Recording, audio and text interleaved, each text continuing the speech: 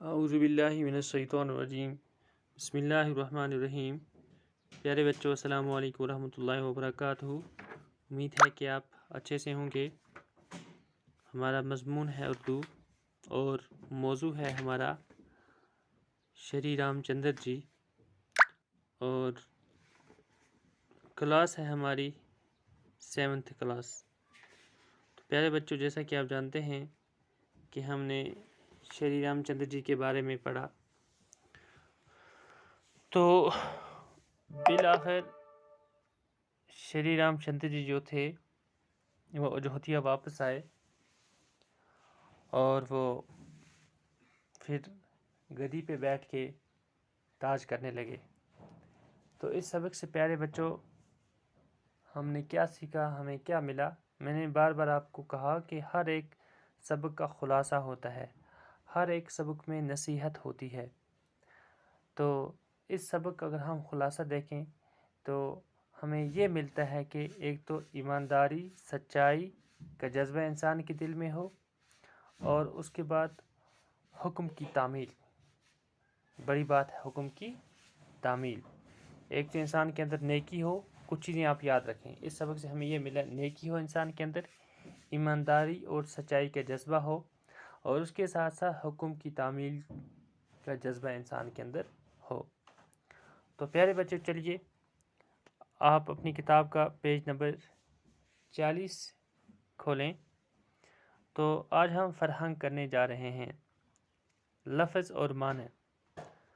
پہلا لفظ، آپ کو یہ الفاظ بالکل اپنی کاپی پر تحریر کرنے ہیں اچھی طرح سے، اور ان کو ساتھ ساتھ میں یاد کرنے کی بھی کوشش کرنی ہے۔ جیسے اوتار، اوتار کہتے ہیں بھگوان کا روپ، خدا رسیدہ آدمی۔ بطن، بطن، بطن ہو گیا پیٹ، ٹھیک ہے۔ اس کے بعد ہے پیارے بچوں وارث، میراث لینے والا، والدین کی جائیداد کا حقدار، اس کو وارث کہتے ہیں۔ اکثر ہم یہ وارث کا لفظ استعمال کرتے ہیں۔ تو اگر آپ سے کوئی کہے کہ بچوں وارث کا مطلب کیا ہوا، وارث کا مطلب یہ ہے کہ والدین کی جائیداد کا حقدار۔ اس کے بعد ہے غنیمت، غنیمت ہو گیا مناسب۔ بنباس، جنگل میں رہنا، گھر سے نکلنا، جلا وطنی، یہ ہے بنباس کا معنی۔ جلا وطنی، گھر سے نکال دینا، جنگل میں رہنا۔ فرما بردار، حکم ماننے والا۔ تو ہمیں چاہیے کہ ہم فرما بردار بنیں، اپنے ماں باپ کے، اپنے استادوں کے، ہر ایک کے فرما بردار بنیں، یعنی کہ حکم ماننے والے۔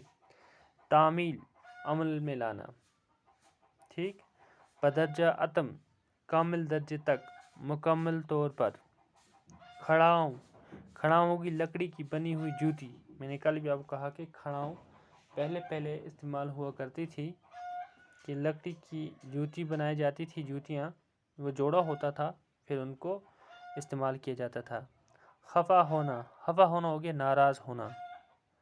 بیس بدلنا ہو گیا سوانگ بھرنا، روپ بدلنا۔ خون ریز، خون بہانے والا۔